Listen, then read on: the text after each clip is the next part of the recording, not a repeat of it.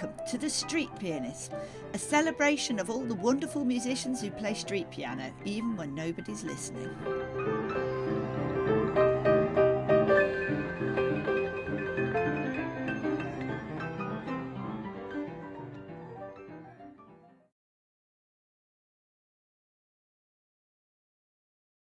Johann!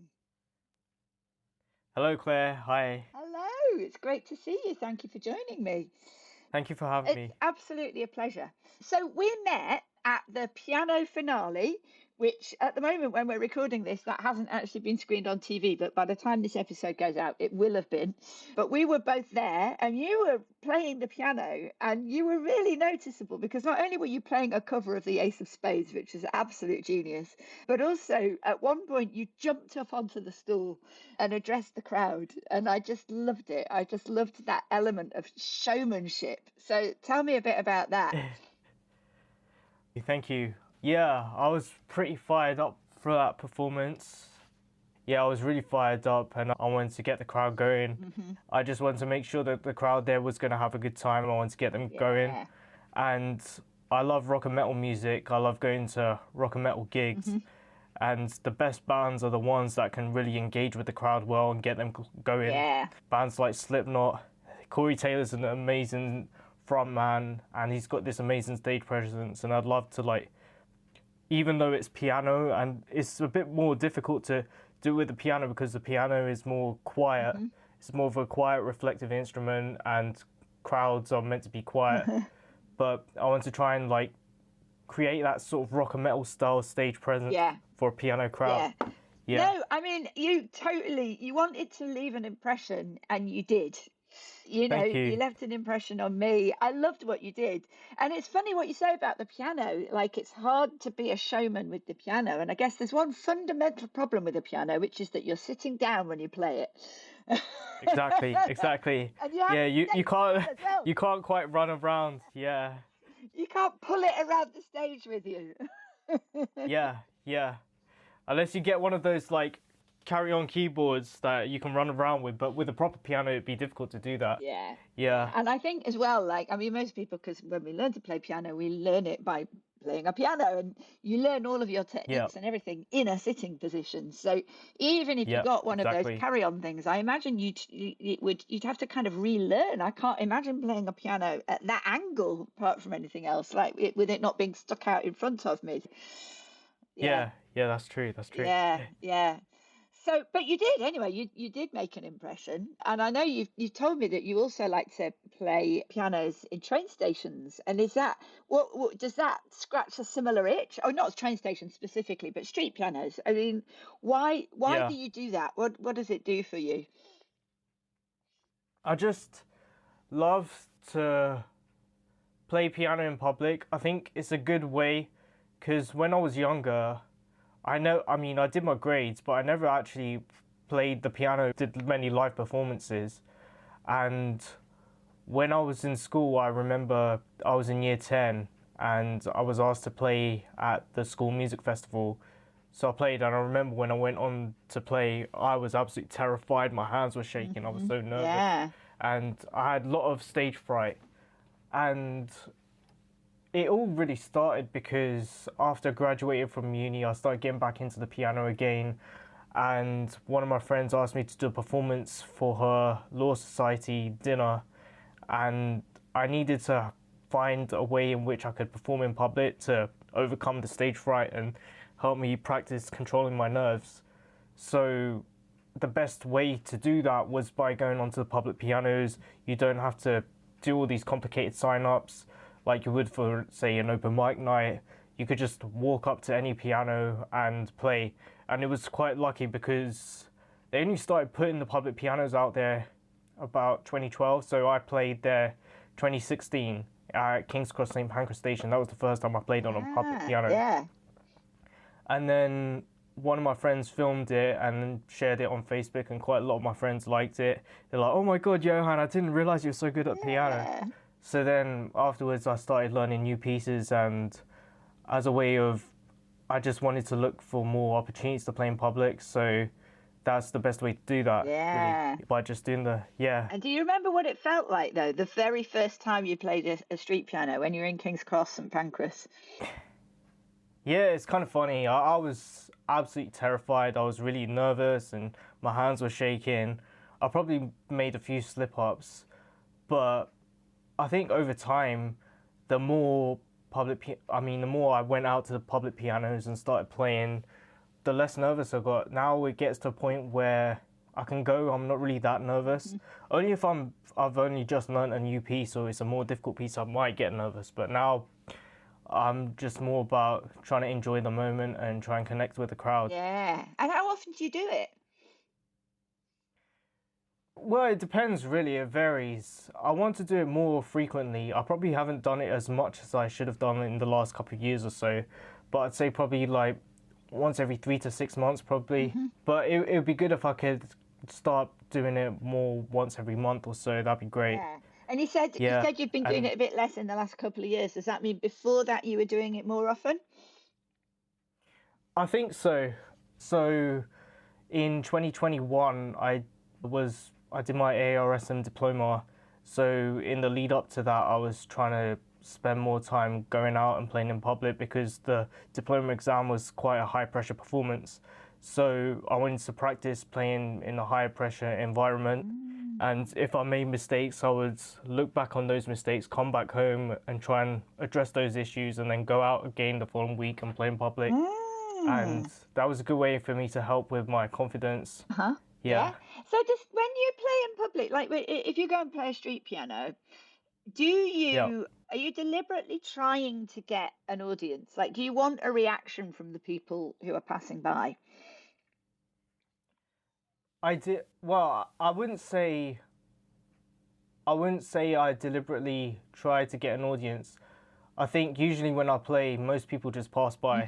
And especially when I'm playing a really advanced technical piece, I find that really disheartening and frustrating when people don't really acknowledge me. So then if they don't acknowledge me, I like try and milk it sometimes. So I just go, "Are you not entertained?" Like in the Gladiator film. But even then, it's still good material. Like I film my performances, so it's good material for me to post on TikTok and that kind of thing. I mean, that's why I asked. Make memes from that. That's why I asked about audience, because I know when you play in, particularly in train stations, when people are busy, they're on their way somewhere. They're not necessarily paying any attention at all to person playing piano. Exactly. And some people like that, and some people don't. I mean, clearly, you want an audience, don't you? You hope that people will pay attention. Yeah, I do. But then at the same time, there are moments where if I'm playing a super, super difficult piece and I know the audience, people aren't watching me or anything, I don't really think too much about it and I'm a bit more relaxed. So I'm thinking to myself, like, even if I make a mistake or something, it's not the end of the world. No one's really going to care. So that helps me a bit, Yeah, I love the idea of you kind of goading the audience, though, and trying to get more from them. Does it work when you do that? How do people react? Sometimes it works. Sometimes the crowd's a bit dead, but that's part of any performance. Even if a musician was to perform at a concert, certain places the audience might be dead, but certain places they might be a good vibe. It's just part of being a musician, I guess, and playing live. Yeah, that's very true. Yeah. And what have been your best audience reactions? Well, that's a good question. In all honesty, I think when I did my performances on the piano, that was a really, really special moment. And I found it really, really interesting as well, because usually when I'm playing piano in a normal environment, there isn't much of a crowd. But when I played in Victoria, it was a very unique experience because I think the crowd, they knew that something was going on. They saw Claudia Winkleman, they saw these TV cameras, so they wanted to be a part of that. So I played on that and I wanted to get the crowd going there. In Manchester, there was a bigger audience, and even my mum was saying when she saw like most of the players that were asked to go and play, the audience, they were just talking in the background, they were talking with each other, but with me, I just wanted to get the audience attention and just be crazy.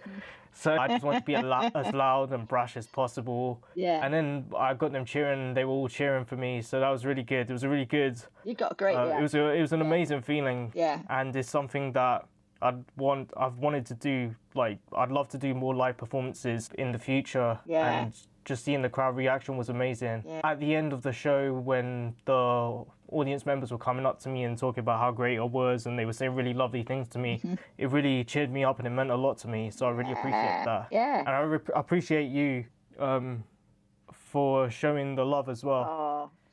Well, I mean, there's so many. I was going to say, actually, because you just said in Manchester, and I was thinking, but you weren't in the Manchester episode. And it's so funny. I realised I don't think of Aviva that night as having happened in Manchester, because it was like, it ended up on national TV and it was part of a national TV programme. So it somehow kind of lives in my head in some special place that isn't Manchester. But of course, the finale concert happened in Manchester, and you did get a great reaction from the audience. And I guess what was probably extra special about that was that you knew that a lot of the people in that audience were pianists, because at the finale concert you had all of the finalists, but you had all of the pianists who'd all participated in all of the episodes, which I calculated as being 75 pianists.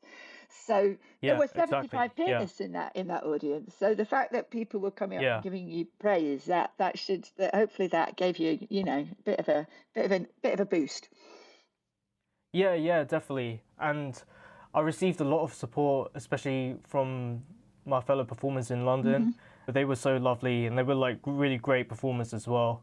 They showed me a lot of love and support, so I really appreciated that, and I remain in contact with them now. That's good. So hopefully moving forward, I mean, that's one of the main positives I got from this experience. Moving forward, I can hopefully remain in contact, and maybe we could do some sort of collaborations or something. I'd love it, in the future. because I'm in touch with some of the other pianists as well, and obviously through this podcast, I'll be like interviewing a few of them. So absolutely, And you talked about Claudia, the fact that Claudia was there, and people in the station were aware that she was there. So like I arrived when I did my performance, I actually arrived the day before, and the very first thing I did was go to the train station to see the piano, because they filmed over 2 days, so I knew that they would be there when I went as well.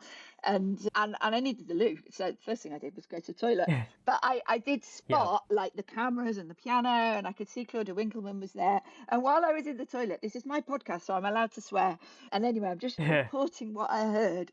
But while I was in there, I heard these two women talking, and they were going, "Oh my God, it's Claudia fucking Winkleman! She's a fucking icon!" Oh, I can't hear you. Oh God! Oh, that's really funny. Right, I see what's happened. The sound is cut out because I was squeaking, so I'm going to have to portray excitement. Because you're swearing so much, you censored yourself. I don't think it's censoring. I think it's because I squeaked. So what they were saying was, and I'll do it in a slightly less squeaky voice, they were saying, "Oh my fucking God, it's Claudia fucking Winkleman. She's a fucking icon. I can't fucking believe it."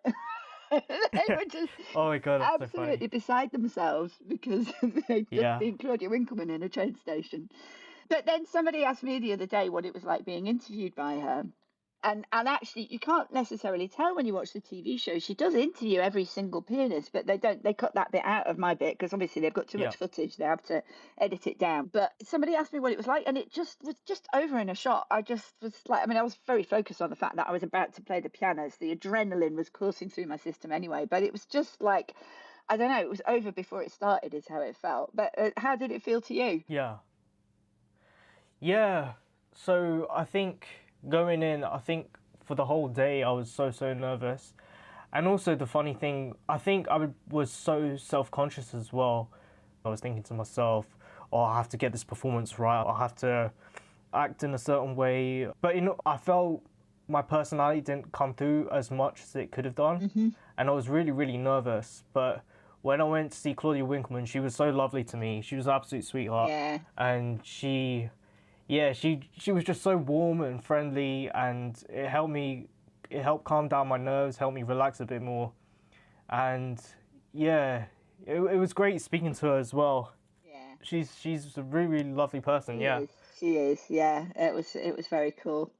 So you said you talked about the experience of performing live, and have you performed live in other places as well, apart from street pianos? So I usually do the main place is open mic nights. Mm. I actually performed at open mic night last Wednesday, a couple of days ago. Uh-huh. The only issue is there isn't many open mic nights out there that have pianos. Yeah. So I try and look for ones online that do have pianos. Mm-hmm.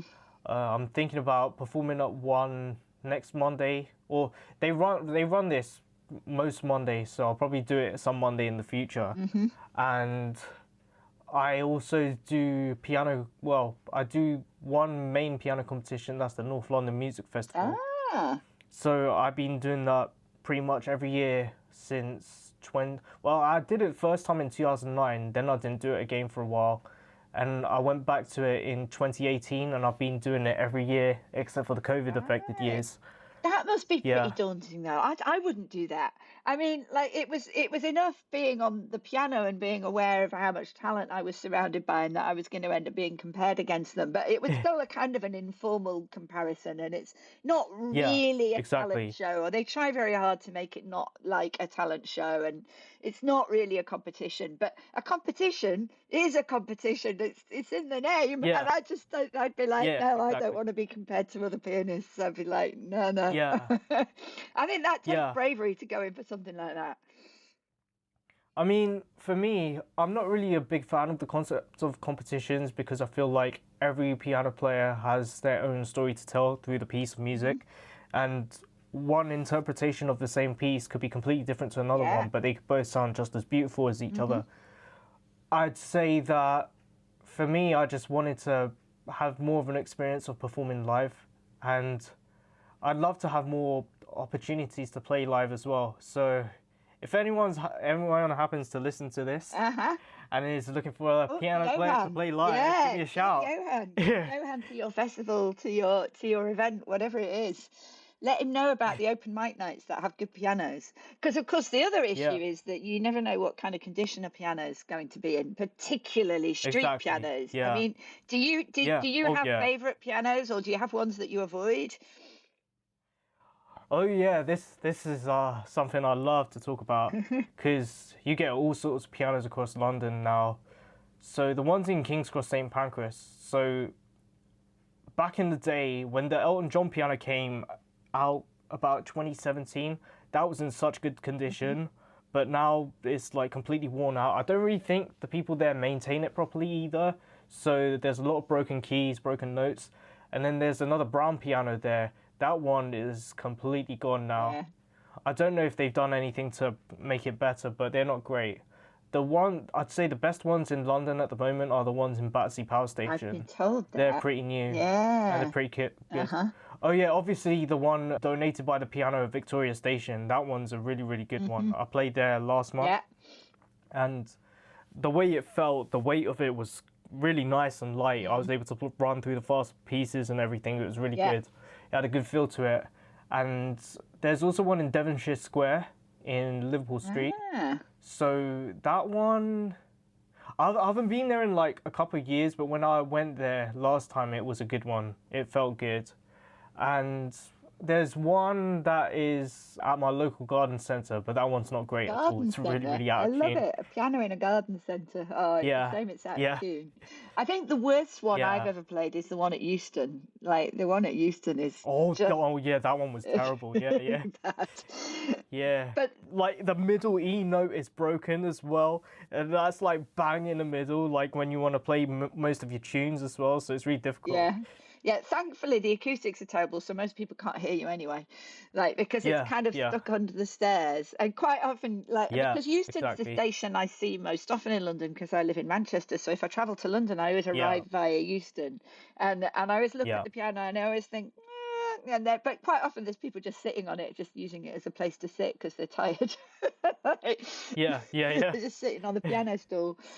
But no, it's pretty bad. But that's another thing, acoustics, because quite often you'll have a piano like where the one used to be at Piccadilly in Manchester wasn't very good. Where the one that's been donated by the piano, I think, is in a better location acoustically. It's a bit more out of the Yeah, way, but it's better for the acoustics. But that's something you really yeah, notice. Like when pianos are outdoors, they're pretty useless because the sound just disappears into the air. It's got nothing to reverberate off. yeah, Have you yeah. noticed That's that? true. Like if any pianos have better acoustics than others because of the space they're in?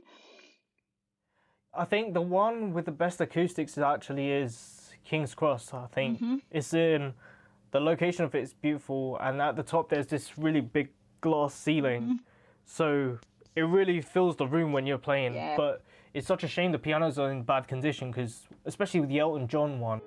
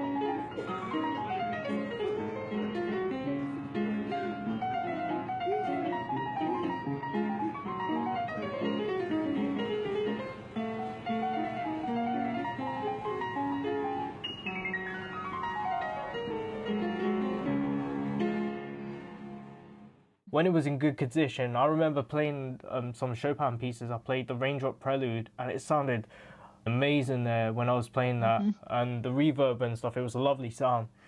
The Battersea Power Station is pretty decent. It's not as good as King's Cross, but it's still got a pretty decent sound. It's not a bad location, I guess. Hmm. But I think because it's in such a big space, it's not as good as St Pancras, the acoustics. Right. But it is indoors because I haven't been there. Is it undercover? It's on the bottom floor, but with Battersea Power Station, it's just such a big space, and it's got big ceilings and Right. everything, But so at least it it's not doesn't open. contain the sound as Yeah, much. but it's not open to the elements. Yeah, I think that means that the quality can last a bit longer. Because there's one in yeah, Manchester outside Full Size Piano Shop, which I think it's yeah, got worse. Like the first time I played it, it wasn't too bad, but at the moment it is pretty bad. But it has mm, quite good acoustics. So the piano itself is not in great condition at all at the moment, or like a couple of weeks ago when I played it. But it's because it's yeah, in like the shop front and the door to the shop are kind of in a recess. So there's like an alcove yeah, that's set back from the street. So it's got its own ceiling. So at least it also means it's protected. And I know they take it in at night as well. So they don't leave it out overnight. And it's a bit protected from the elements. There again, it is Manchester. So rain can still get in. But it's because it's in this little kind of alcove and because it's next to a shop window, it means the sound bounces around quite nicely. And you can hear it as well. yeah, It also creates its own little sort of booth almost, so that protects it a little bit from the kind of background noise of the street. But it's yeah, funny how you start noticing things like that. And you said you film yourself yeah, as well, so you'll be noticing what what it sounds like when you play it back. yeah, yeah, that's true. One thing I noticed as well, one of my main critiques about the piano itself is great. It's in a really like quiet spot. It's in a bit of a strange area in the station. It's not like in the middle where all the crowd is. Mm. It's kind of next to one of the train platforms. Hmm. So the sound might get overshadowed by the train. And Yeah. also in Victoria they have these little, I don't know what you call them. They're these little like trucks or vehicles that drive. Hmm. And when they drive they have this massive loud Oh, beeping yes, I know the sound. ones you mean, And like little luggage trucks. yeah, Yeah. yeah, Yeah. that's the one. Yeah, and it can be really, really disruptive sometimes Yeah. when you're playing the piano and it rings in your ear. And yeah, And even when we were filming that day for the piano, when I was being interviewed, every couple of minutes I had to be stopped because the beeping was going on. So he had to wait until the beeping I went had a away. similar thing when they were interviewing me in the station. There were announcements. That was what was causing us problems because the announcements are really Yeah, loud. So every time there was an announcement, they yeah, had to yeah, stop. and then start again. Yeah, it must be an Yeah. absolute nightmare for trying to make TV programs in train stations. Oh yeah. Yeah, definitely. Yeah. They do a good job when you think about it. So, like, how do you film yourself? What kind of equipment do you use? Do you just use your phone, or? Yeah, I just use my phone. So before I had older phone, well, a cheaper phone really. So it didn't have the best video quality. So there was a guy I was working with. He was telling me that I need to get a better quality camera. So I bought a Google Pixel, and the video quality is much better.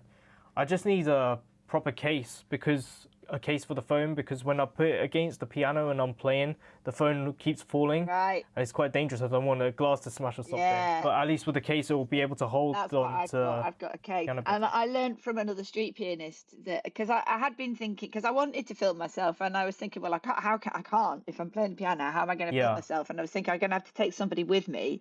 And then he taught me, if you just prop it up at the end of the keyboard so that it's facing towards you, then you get a really nice view, and you don't need anybody. My only worry is that one day somebody's going to steal my phone, but it hasn't happened yet. It obviously hasn't happened to you either. So, like, fingers crossed. Yeah. Yeah. Sometimes every now and then I get maybe a family member or ask a friend to come with me so they can film me as well. Yeah. So that helps as well. Yeah. But you do it on your own as well. Yeah. These days, mostly I do it by myself. Recently, I've got my mom to film me. It's quite funny seeing her reaction, like whenever passers-by come along and she keeps telling everyone, "That's my son!" And she's like so happy and proud. Oh, quite funny. That's really sweet. Oh, does she really like your piano playing then? Yeah, she really enjoys it. But she's a very honest critique of me. So she'll say when I'm doing well, she'll say when I'm doing badly. So it's good to get objective feedback from her rather than having someone who's just a yes man or yes woman all the time. Yeah. Fantastic. That's just what you need, isn't it? Yeah. And they say as well that, exactly. know, like, for children to learn, I mean, you're not a child, but it's just because it's your parent, and, Yeah. They need encouragement, they need support, but they also need critical feedback. You can't just tell a child that they're brilliant at everything all the time, because they need to know how to improve. Yeah, exactly. Yeah, fantastic. So the music that you played when I saw you play at Aviva Studios just before the finale concert, you played the Ace of Spades, and I'm guessing that's, I don't know, but I imagine it certainly wouldn't have been something you'd have learned when you were doing your grades, and possibly not your diploma either. So is this like is this just because you love rock so much? How did you end up choosing that song? It's funny. So I learned it about a couple of years ago, because I was going to do a performance at Westfield's shopping centre in Stratford. So I was asked to play for an hour there. So I had about half an hour's worth of stuff from my diploma pieces and about 7 or 8 minutes with a Chopin ballad. So I had to learn a few other pieces. I love rock and metal music, and when I listened to Ace of Spades by Motorhead, I always thought to myself, I wonder what this would sound like on piano, and I felt that it would sound good. So a couple of weeks before, I had a look at the guitar tabs online. I was trying to figure out the chords and stuff, and then I look at the guitar solo, and I was trying to play that on the piano, and it sounded really, really good. Yeah. And it's not. It didn't take that long to learn, because on the left hand there's only a few chords. It's just the solo that's a bit more trickier, and it's quite fast. It's on the black keys as well, so it's difficult to stay balanced. Yeah. But that's what I played. I played that one and the Chopin ballad for the auditions, and the producers, they liked it so much. They wanted me to play Ace of Spades for the show, because they said they hadn't heard anything like that before. It's something completely different. Yeah. And where did you get the arrangement? I basically came up with it myself, really. Fantastic. So I just looked at, because I play a bit of guitar as well, so I was having a look at guitar tabs and then playing that on piano, transcribed the notes and played it on piano. Brilliant. And it was one of those where, like, I heard it, and my husband got it quicker than I did, and I was like, you know this? What is it? And when you hear something out of context, you're like, I definitely know this song, but I can't think. What is it? My husband said it's Ace of Spades. Oh yeah, of course it is. Oh, that's the kid. Yeah. No, it sounded brilliant. I really enjoyed it. Thank you. Yeah. Thank you. Yeah. And so you said that you sometimes, like, if you're learning new pieces, then you might kind of almost test them out on street pianos. Yeah. So, I mean, how often do you learn new pieces? How many do you think you might have in your repertoire, like altogether?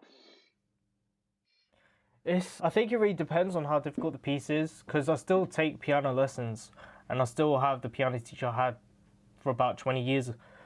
So I started going to lessons with him when I was about 9 years old. Right. And then after I did my grade 8 in 2011, I stopped taking lessons with him, and then I went back to him about 6.5 years later to do diploma.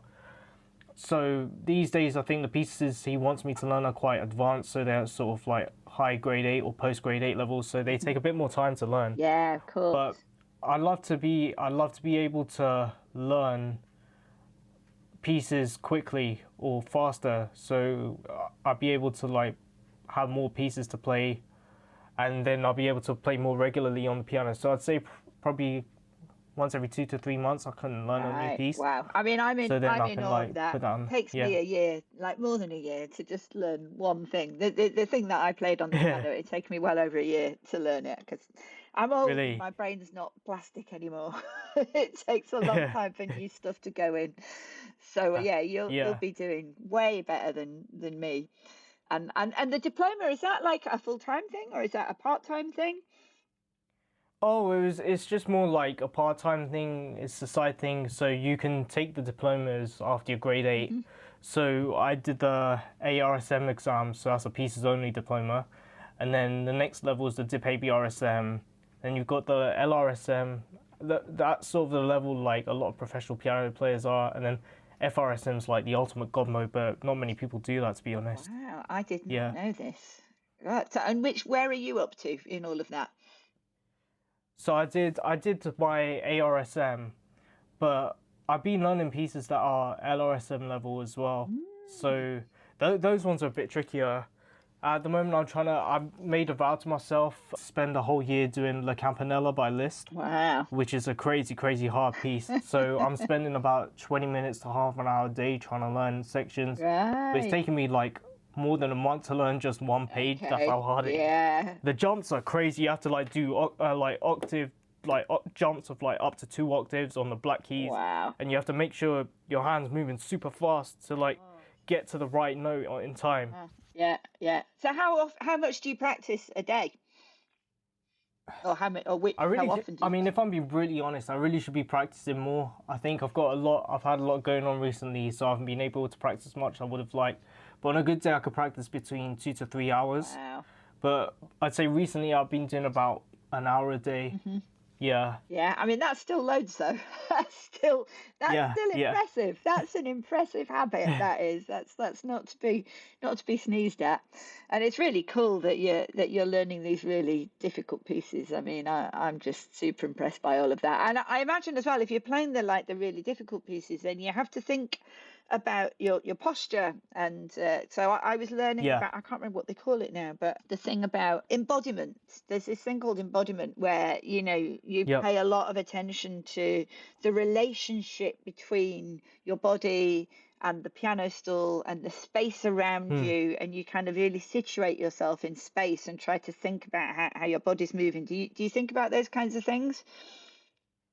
I think this is something that I've actually started to pay more attention on recently. I don't think, even when I was doing my grade 8, it wasn't something I was paying as much attention to. But especially when you're playing the harder pieces and you have to find a way to play the faster runs, you can't just like rely solely on your fingers. You have to rely on the wrist position, how your wrist is moving and circular motion. And one thing as well that I've started to learn is to try and relax when I'm playing the faster bits, because it's a natural reaction to sort of tense up when you're trying to play faster, because your fingers are trying to force it and make more of an effort. Yeah. But when your hand stays relaxed, you're able to just glide through the piano. Right. Yeah. And I was looking up, one of my all-time favorite pianists is Marta Argerich. She's an absolute beast.